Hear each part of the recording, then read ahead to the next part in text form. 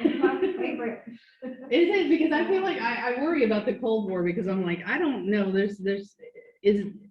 Okay. Love the American. I was about to say. Oh, okay, yeah, there's a It's new TV wildly show. Of off course. base, but I love it. That's Okay. it. We're talking the Cold War, like between the Russians and the Americans. We're talking the Cold War where we got like Stalin destroying his country. All of those things are part of the same Yeah, I know. sort of time period, I but was just trying the to figure out war what they- itself, which okay, is I have favorite. a strict definition of the war itself. The Cold War was the diplomatic, ideological, cultural, economic, and sometimes military conflict, okay, Which spot? between the United States and its allies and the Soviet Union and its allies. Okay, so when we talk about the Cold War that we're talking about, we're talking about a conflict of ideas, a conflict of diplomacy, a conflict of cultures, a conflict of economies, and every once in a long while, a conflict of military that happened between the United States and its allies and the USSR and its allies. Okay, that's the Cold War. Now, my father's a Cold War vet, so most of my experience as an Army brat was during Cold War time during the 80s and 90s, which sort of colors my impression of what the Cold War actually was. It was like a stop and wait for 40 years thing, but actually there was a lot going on during that time. So let's talk about how we kind of get into it. Like in 1950, after World War II, we have a bunch of different kinds of governments. Countries have taken some fairly simple ideas, because remember at the beginning of the semester, we talked about how primitive societies form in a very, very predictable manner.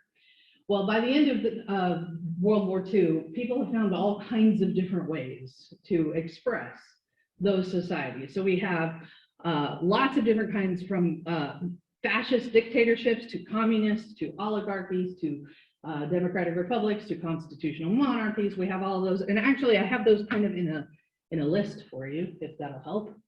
20th century types of governments break down into several kind of broad categories by the end of the middle of the 20th century, after we've shaken some of those monarchies to see what comes out, after we've played around with constitutional governments for a little while until we found different ways to use them.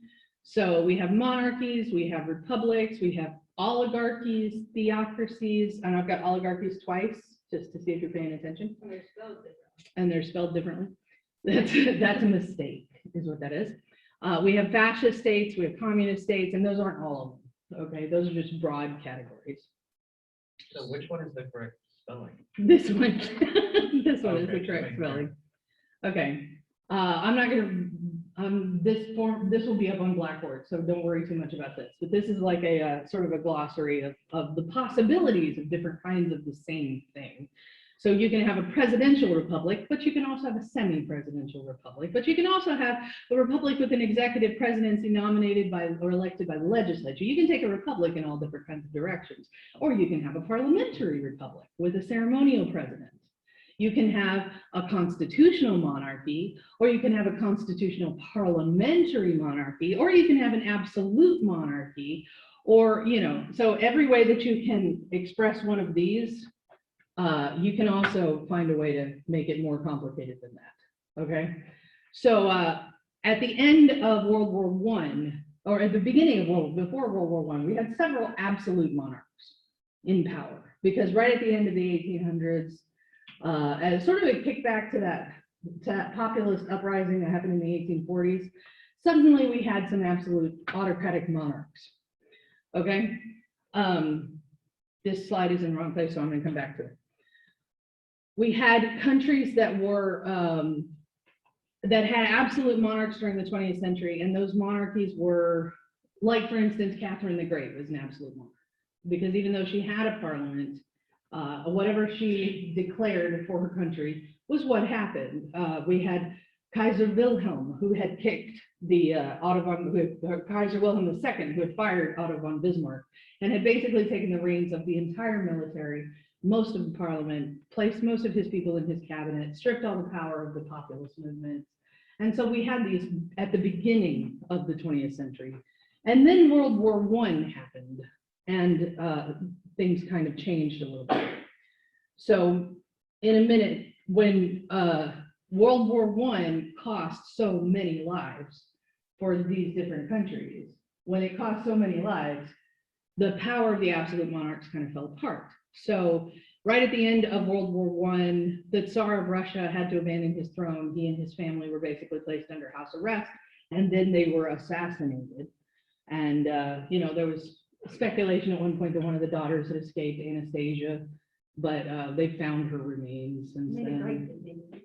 Hmm? Made a great movie though. Yeah, it was a fun movie. I especially like the evil bats for some reason. There Yeah, were, that was Was the bat, okay, I was gonna say, was the bat Rasputin? no, That was Rasputin's friend. no, the bat was Rasputin's But the sidekick, weird but thing the is- wizard was Rasputin, and that was the wizard, or the man Rasputin, actual real Rasputin, had an incredible amount of influence over the Tsarina, over the queen, and as a result, over the people. Apparently he resurrected himself. You over it? Okay. Anyway, but all of that kind of falls apart because of the massive loss of life amongst the Russian people. They revolt, basically.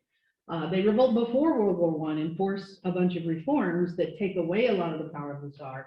And then towards the middle of World War I, they revolt again. And as a result, at the end of World War I, they are, it's before World War I that they're arrested and placed under house arrest. It's Kaiser Wilhelm II who is forced as part of the Treaty of Versailles to abdicate his throne and leave his country in the hands of the government instead of in the form of a monarchy. So it dissolves the German monarchy completely. So y'all remember when the German monarchy started from our long dynasties? You're talking about when it was still Prussia? Yeah. Like When the German Empire formed and they appointed their first emperor to when Kaiser Wilhelm II is forced to abdicate. They only have like 3, right? Yeah, they had his 3. grandfather. Yeah, it was his grandfather. Yes, Sam. Wasn't that 1888 or something where all 3 of them? Or Yeah, the who year am I that all 3 thinking of of? them were on the throne. Yeah, It was the single year where all 3 of them at some point were on the throne because the first emperor had reigned for a while and then died and left it to his son, who was deathly ill, who then left it to his son, who fired Otto von Bismarck and had to abdicate. So in 1918. So those absolute monarchies, they kind of fall off by the wayside. What kind of generally takes the place of an absolute monarchy is an oligarchy. Do you know what an oligarchy is? It's a small group of people that rules the area instead. But specifically, because that could qualify several different things. In the aristocracy. It's the rich people. Yeah, it's a small group of wealthy people that rules over everything. It's the land. It's a small group of invested owners of things who use their wealth in order to rule. We see this a lot in the early South American countries that are when they're first declaring their independence. We see a lot of oligarchies because they formed a junta. They formed strongmen committees out of military forces and then use their money. Anything with a mafia kind of feel to it. Can you name a modern day oligarchy? Can you name a country that sort of qualifies as an oligarchy now? Russia? There you go. Russia. The people who have risen to power in Russia are the people who cashed in on the end of the Cold War. No, They he's are- a platinum one. Yeah. Yeah. So another kind of government that rises sort of over the 20th century is the theocracy. A theocracy is, and don't mistake this, a theocracy is not just a country where religion is an important thing. A theocracy is a country in which the religious leaders also have political power, elected political power, overt political power. Like the Muslim Revolution. Right, like in some of the Muslim countries where the caliphates and the are actually the leaders of the government, are actually in charge of those. We'll probably end up talking more about theocracies next week. And then we talked a little bit about the rise of fascist states at the beginning of the week, when we talked about the beginning of World War II. A theory of a government in which a single individual controls the economic, social, and cultural lives of the people, convinces them that that's good for them because that makes them a stronger country, but only if they all align exactly the same way, which is why it's called a fash, because a fasces is actually a bundle of sticks that is tied together to make it stronger. So in order for that to happen, all the sticks have to be going the same way. You can't have somebody wandering off in some bent, weird direction because that would weaken the fash. So fascist leaders rise up between World War I and World War II and start to really gain power. So what's the difference exactly between them and dictators? A dictator is usually what's in charge of a fascist country, Oh, okay. but a dictator is an individual, and a fascist government is the government structured around that I individual. feel like dictatorship involved. Yeah, usually if you have a dictator, what you have is a fascist government. Every once in a while, if you have a dictator, what you have is an autocratic monarch. What the difference is just, but yeah, these are two fascist dictators. This is both Mussolini and Hitler. So anyway, the rise of communism, the idea of communism is that a small committee of vested individuals are responsible for managing the possessions, the property, the laws, and the ideology of an entire country of people, okay?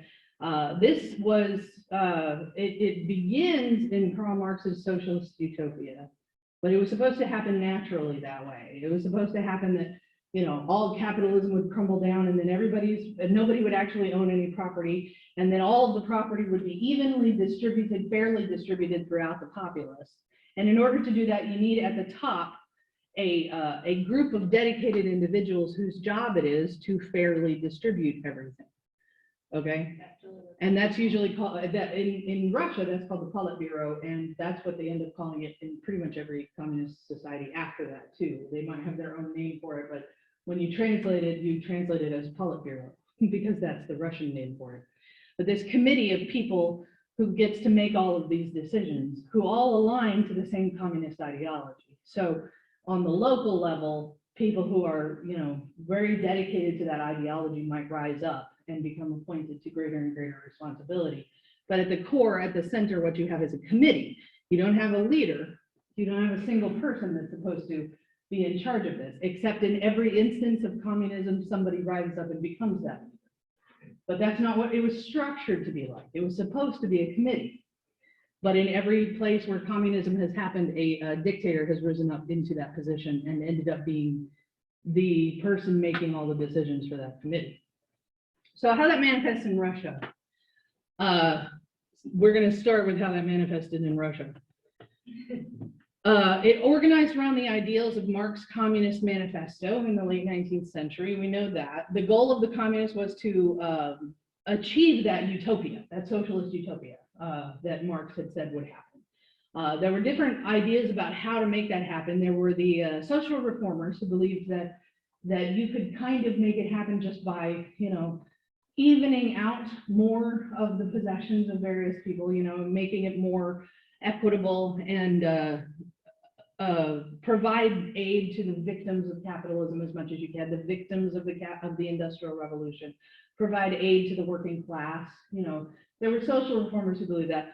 There were Mensheviks there were extremes on both sides. There were extremes of people who believed that what to do about the victims of the Industrial Revolution that were, you know, mistreated, starving, victims of capitalists. You know, there were two schools of thought on that. One is, if you help them, then their suffering will be alleviated.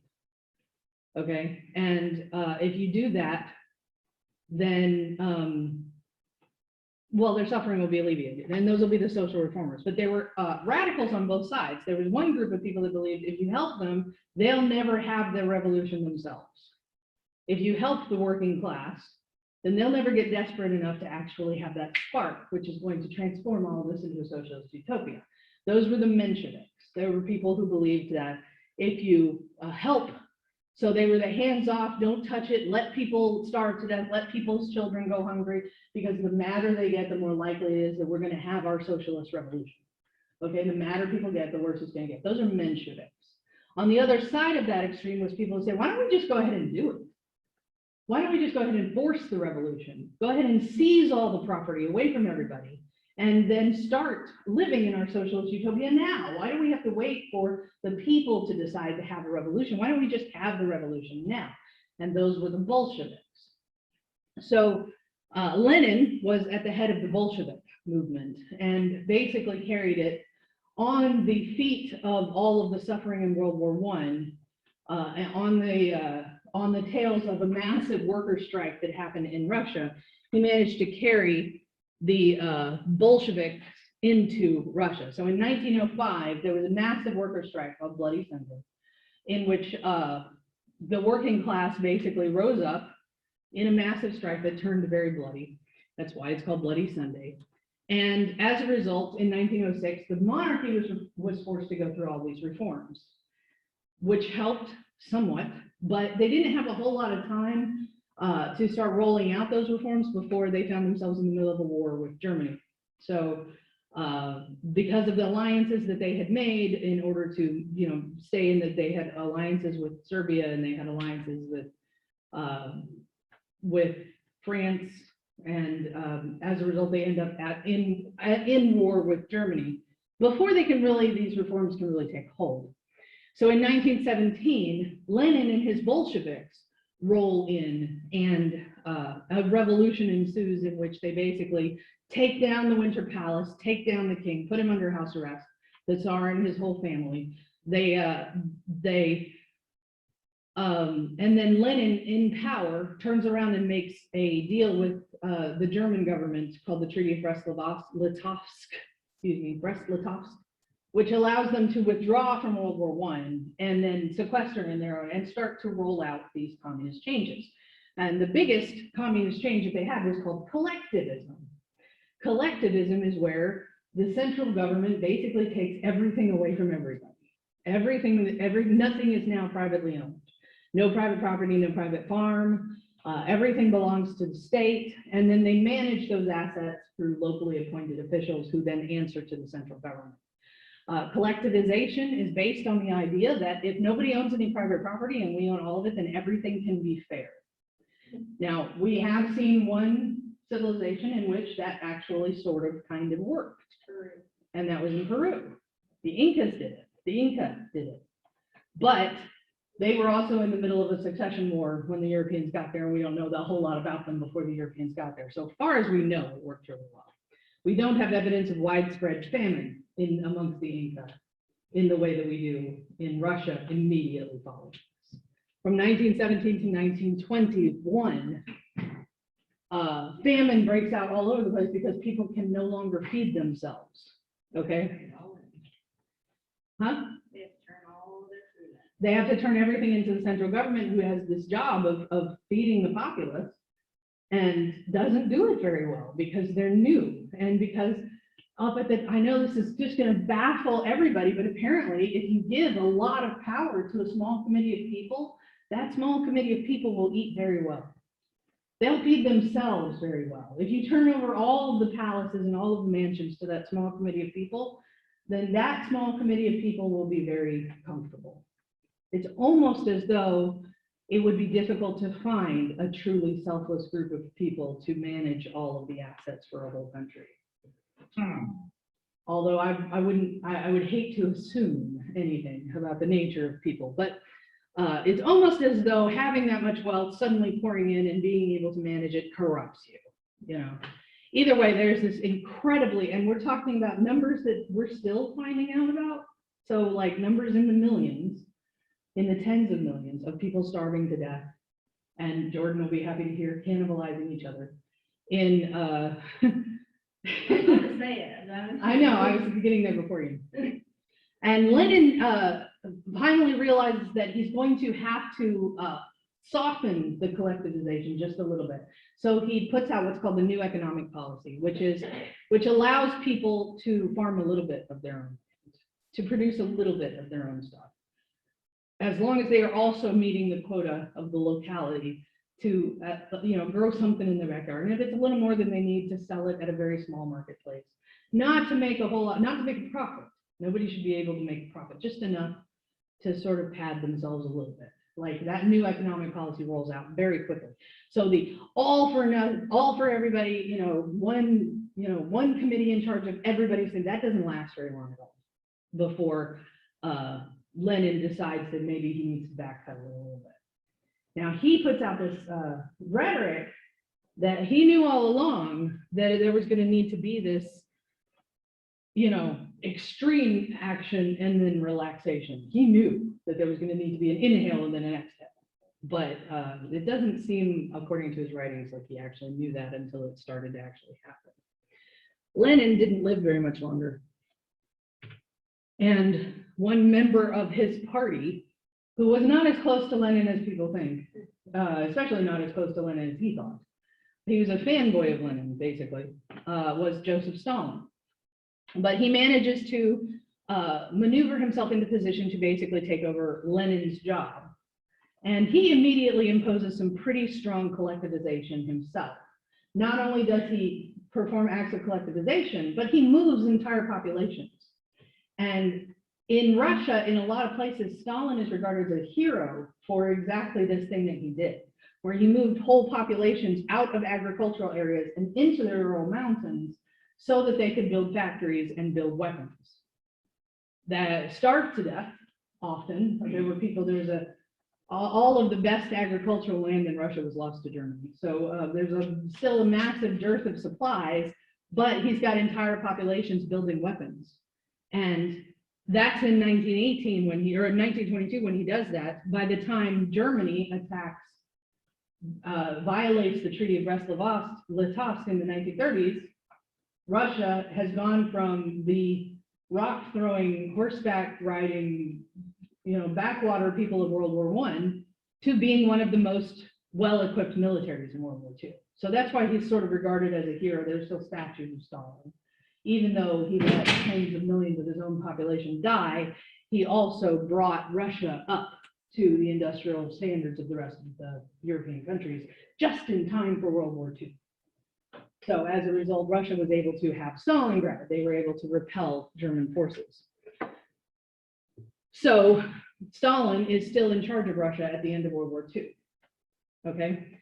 And in 1945, as the war is coming to an end, the Allies are discussing exactly what's going to happen to Europe and specifically to Germany, because the idea is not to wipe Germany off the map after the second time that they've, initiated a world war that cost so many lives and caused so much problems. The idea is not to wipe them off the map, but the idea is to manage them more closely.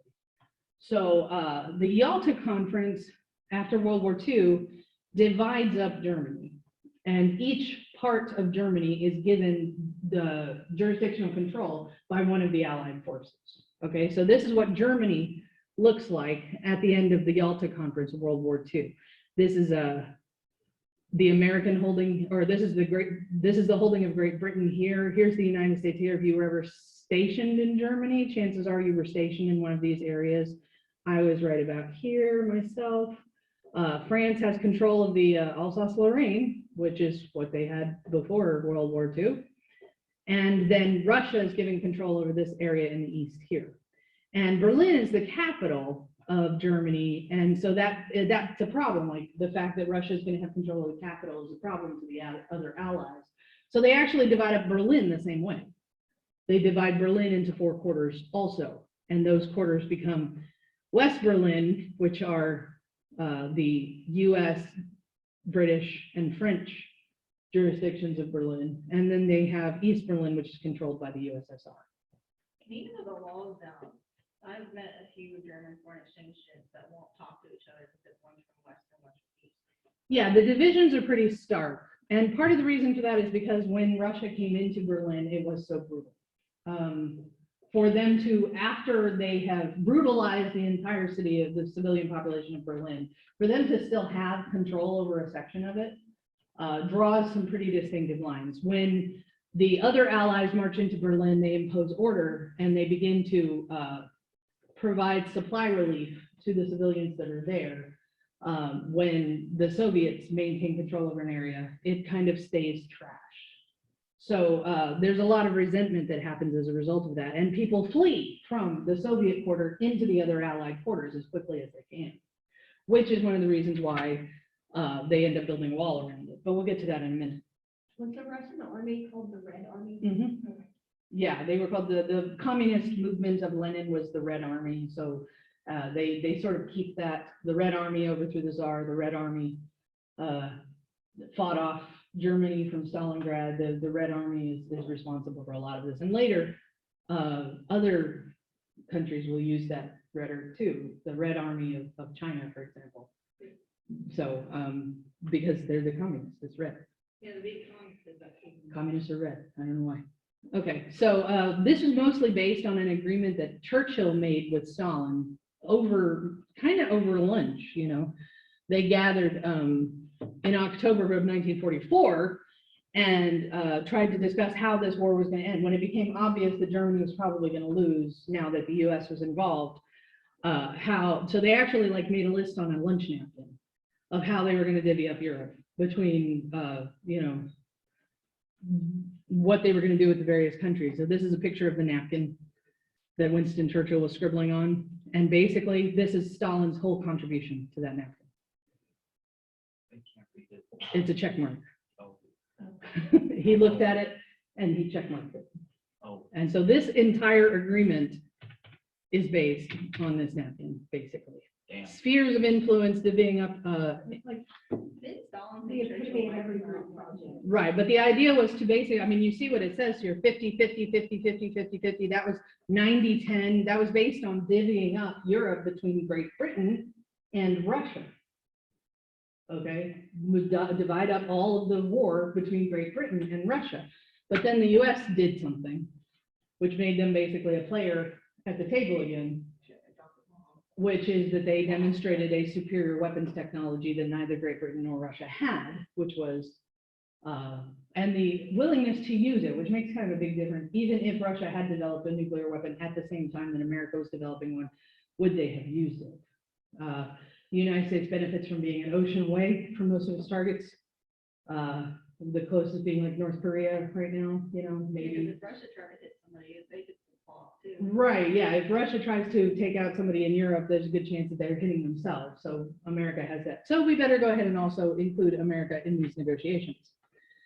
So as these places were divided up after World War II, it became really obvious that there were very different powers in charge. That the Russian influence on an area was going to be felt very differently than the other Allied influence on that area. And that became the Russian, for example, the British zone, American zone, and French zone all worked together.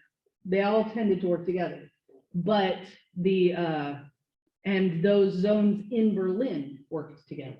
But the Soviets wanted absolute control over their area.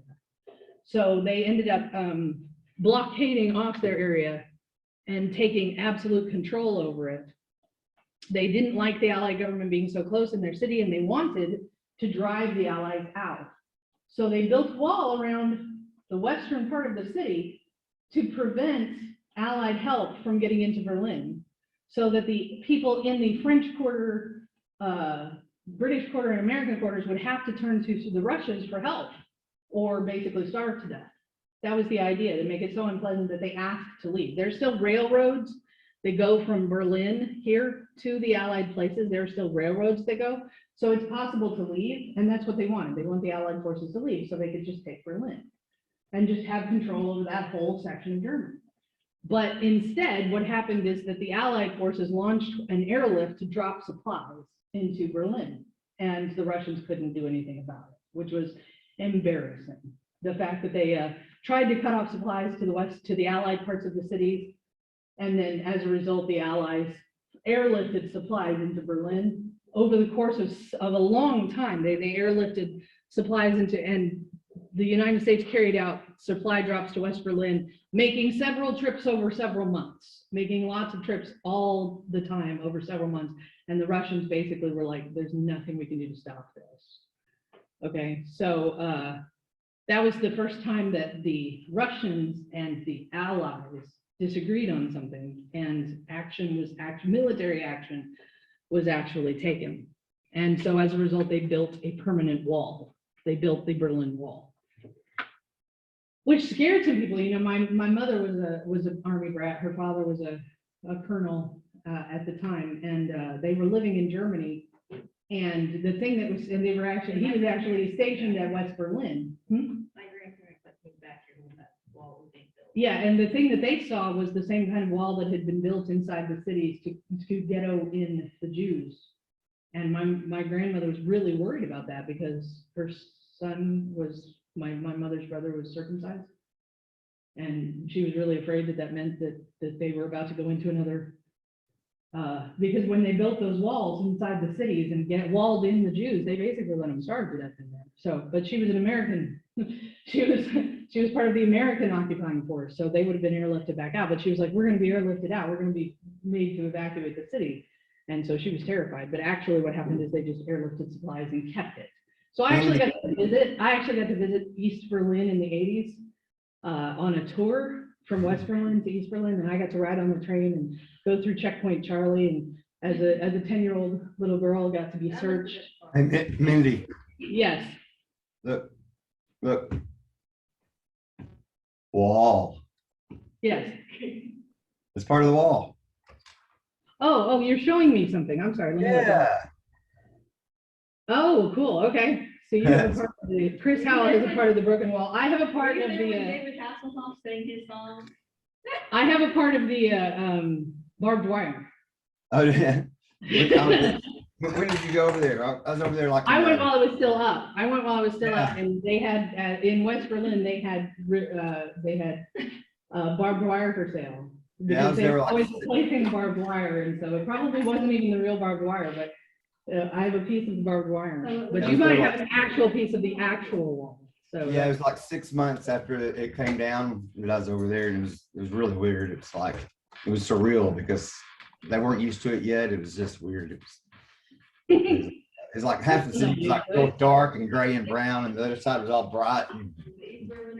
yeah, there's still a lot of ideological differences, in Berlin. But I mean, there's still a lot of ideological differences between the north and south parts of America too. So of the U.S. too. We don't dissolve differences that fast either. So what followed is what we call the bipolar worldview, which is the idea that the more influence a governmental idea has over an area, the more expansionist it becomes, the more it starts to worry people who have a different ideology. The Soviet Union immediately began imposing over those areas that they had agreed to in the Potsdam Conference. They had agreed to it on that napkin. But they began taking those areas and adding them, annexing them to Russia. And as a result, they formed what was called the Union of Soviet Socialist Republics. Okay, so you have Russia, which is the country, and you have all these other smaller countries, which are now Soviet republics that are unioned with Russia, okay, which the shorthand of that is called the USSR. So I want you to understand as you're studying how this happened and how it fell apart, these were independent countries that were annexed to the country of Russia, that they weren't all just one country, okay? They were a union of republics, just like the United States theoretically is a combination of a bunch of independent little governments, and those are all the 50 states. They have their own leadership in place. They have their own political parties in place, but it is aligned so closely with the Russian political ideology. And the Russians have these secret police that they send out to make sure that you stay in lockstep with the country that has annexed you, that they don't have a lot of individual autonomy, okay? Right, so these are, and the governmental system that's put in place in each of these places is communist, which means collectivization, no private property. And Stalin tries extreme collectivization too, even though Lenin tried it, and then he ends up rolling out a new economic plan too. So he ends up with just a little, you end up with just a little bit of the ability to grow a little bit of your own food, make your own little craft and sell it at market, with very, very small, but it's never enough to get yourself above like your own poverty. But if you think your neighbor's been doing it too much, you can turn it in. Yeah, if you think that your neighbor's making too much money, you can report them to the Politburo and they can, have their property seized. Like another witch hunt. Oh, yeah, no doubt, absolutely.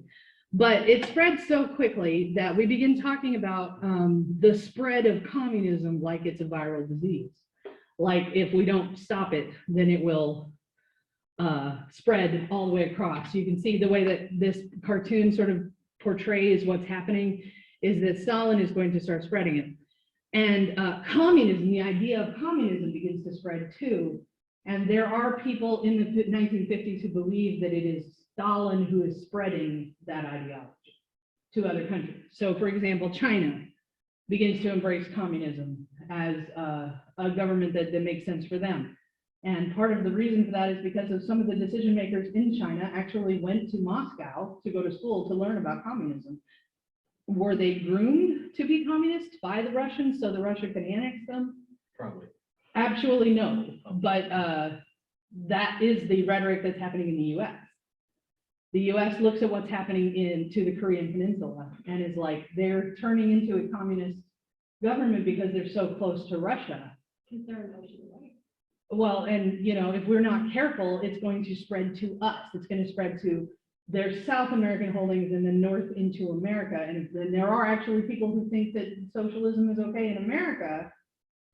So they'll get their feet hold here, and then pretty soon, communism will be everywhere.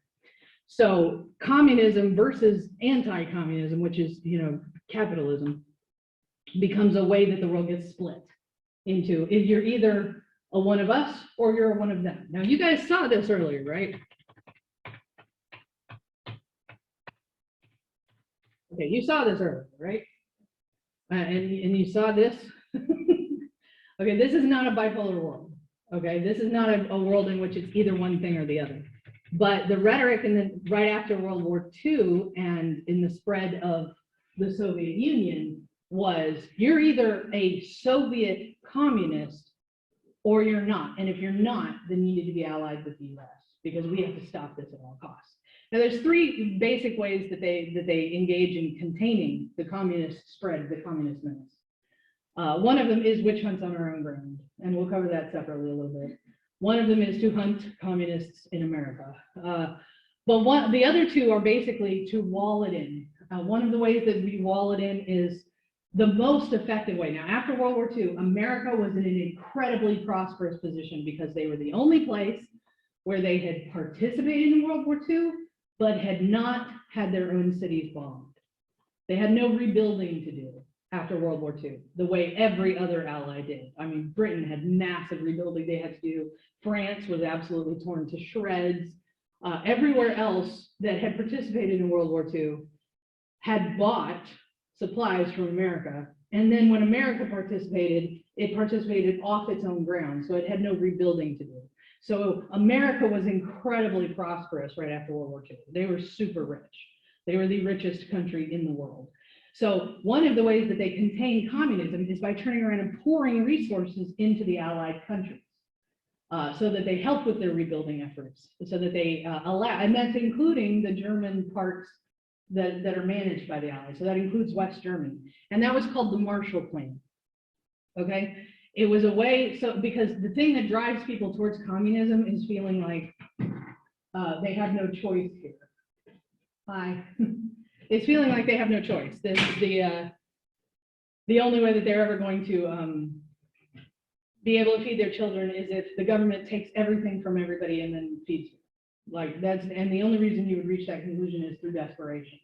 So the way that they stave off communists getting their voices in these places post-World War II is by pouring money into the small businesses, into pouring, stimulus basically. The Marshall Plan was a giant stimulus plan for all of the allied countries, and it builds this economic wall through which communism can't get a foothold. They can't spread into those countries because those people are like, no, I think I'd like to keep my personal property. Actually, I like having what I have, and I feel like I can build on what I have. I may not have felt that way to begin with, but I definitely feel that way now. So the containment, military containment, was proposed by George Kennan, who basically said, we need to be careful and keep an eye out for small dictators who are going to rise up in desperate countries. And, we need to keep an eye on this situation. Now, he has said himself, he didn't mean for America to go into every place where that was happening and have a military presence. He is on record as saying, that's not what I meant, but that is how it's interpreted. His containment strategy is everywhere that little communist sparks are being lit, America needs to come and stomp them out. Like Vietnam. Okay, and that happens in Vietnam, it happens in Korea first. It happens in Korea first, and that's why we have the Korean War. It happens in Korea first. But so you have a double wall here. You have the military response, and then you have the economic response. The economic response is way more effective. People don't become communists if they're prosperous. They don't want to give up what they have if they're prosperous. The thriving middle class does not become communist. Okay, so it's definitely more effective. In 1950, the U.S. Follows George Kennan's advice. Not that he actually meant it that way, but they see the Korean government start to drift in this direction of negotiation. They believe that it is Russian intrusion into Korea. And on a map, you can kind of see why. You know, this is the Korean peninsula is like right here. This is Russia. There's actually a little bit of the North Korean border that's on the border with Russia. Do I have a better map than that? I don't think I do. Do I? I don't know. Here, this is North Korea right here. Okay. So this little teeny part of North Korea that borders on Russia is the reason why it's definitely Russia that's making them communist. So the U.S. actually goes into Korea to drive the Russians back out of Korea. And we have a 5-year war in the 1950s. And it starts off with drawing a line across Korea, across the Korean peninsula, and then saying, we're going to take everything on the other side of that line, and them saying, we're going to keep everything on this side of the line and take what's on the other side of that line. And they fight constantly back and forth for 5 years, and then they end up with the line in the same place. Yeah, the deep. And that's why we have North Korea and South Korea. The problem is, what you actually have in North Korea is not a communist Politburo. What you have is a regime controlled by an individual. It's too nationalistic to be communistic. It's very collectivist. He wants to control the entire property of his people, but it's not communism because there's no committee, or the committee doesn't mean anything because it's all under Kim Jong-un. So it's all under the Il Jong-un, it's under the Jong-un family. Kim Jong-il, it's the Kim family. Sorry, again, arms, shoulder full of arms. Anyway, the third way, of course, that we try to contain the spread of communism is by hunting it in our own grounds. And communist witch hunts don't just happen in America. They also happen in Great Britain. They also happen in France. They handle it slightly differently than America did, but they do exist in every allied country. And that is to root out those Russian spy communists, not just people who've read Karl Marx and kind of agree with him, but people who have been influenced by the Russians. And that's everybody that has read Karl Marx and kind of agrees with him. Or everybody that says anything that sounds kind of like something Karl Marx might say, like, for instance, there's no reason for people to starve to death. You know, if you have the audacity to suggest that everybody should be cared for by the government, then you're probably influenced by Russians. So that the way that witch hunt actually happens is kind of weird, because it doesn't just go after people who are actively, you know, having, you know, Russian flags in their houses and stuff. It goes after people because they're gay, you know, or something like that. Anything that isn't very pro-American after World War II has this sort of pink tinge to it that might have been influenced by the communists. And so we end up with that kind of rhetoric, like pretty much from the 1950s. And I don't think we've shaken it. I think we still kind of do that I mean, for quite a God's bit. sakes, like, I was on the phone yesterday and this dude was like, I hate having to buy a license and give my social. That's so communist. This is BS. And you just kind of want to ask, in all seriousness though, what are you talking about? Right? Like, Yeah, but at this time, in the post-World War II era, during the spread, it's actually government sanctioned. The House Un-American Activities Committee is actually tasked with finding communists. So Turn in anybody. as opposed to now, where it's just a court of media shame for somebody to have those alignments, for somebody to align themselves with socialist movements or whatever. Now you could be jailed, you know, for being a Russian spy by the House Un-Americans Activities Committee. We're running out of time, and I don't want to really get into this until Tuesday of next week. But the USSR does invest immediately in trying to develop their own their own nuclear program, because that's the weapon that gave America control over the other pole of this bipolar world, was nuclear weapon. So this is a map of all of the places where, and I don't know, this map I think is from like 2014 maybe, so this might not still be true. It is less than 10 in this map, and I think that's actually still true, because I think they don't, one of the things about extremely controlled governments is they're not real big on innovation. So it's hard to be innovative in a society where if you go too far, you get arrested. So everybody's, you ever watch those like eliminations or reality shows like Project Runway or American Idol or things like that? You realize who wins is always the people that stay in the middle for most of the show. Yeah. It's like, yay for mediocrity. Well, that's what happens in a government like this. If you go extreme in either direction, you run the rest of You're the eliminated. You're eliminated. Yeah. So they're not real big on innovation, but this is and the point of this is what's called mutually assured destruction. If we all have nukes, none of us are going to want to use them. Okay. So America has slightly less than Russia at this point. They kept the stockpile. We've moved ours a little bit, but I mean, one. we also don't Really? force entire populations to work in factories, so there's that. But the idea is nobody's going to want to set off a nuke knowing that somebody else can answer with another nuke. Okay, so that's called mutually assured destruction. If I fire nukes at you, you will fire nukes at me. There's no way around it. So we'll all keep this huge stockpile of weapons with the intention not to use them. And that way we can be sure nobody else will want to use them either. The only way to win is not to play. Yeah, that's war games. Like the game. And that extends out to this other weaponizable area, which is outer space. If we get to space first, we can put satellites up first. We can control the area above the Earth first. So the space race actually is a race of these two big powers, Russia and the US, who is going to control the atmosphere around Earth and therefore control satellite technology, weapons technology. The ability to launch from space has been discussed multiple times. Treaties have been negotiated to prevent that from happening, but I don't know, I saw Iron Man, I still think it's possible. But the idea of getting to space first, controlling, Is that the Chinese flag? that is the Chinese flag, yes. Okay. Well, no, I thought you said Russia. But this was a race between Russia and the US, but it was a race between those two bipolar worldviews, communists versus capitalists. So, but yeah, that's the Chinese flag. Good catch. Most people don't notice. Russia got to space first, didn't they? Yeah. They did. They launched Sputnik. Right. And if you watch Hidden Figures, the reason for that is because our smartest people were still being kept in another building. So, Right. uh, But then we got to the moon first. we landed on the moon first. It's not like a hollow victory. It, Right. They didn't feel that way to them. It didn't feel that way to the people who were watching us land on the moon. It felt like that's it. We have beat Russia. That was the moment at which Russia was defeated.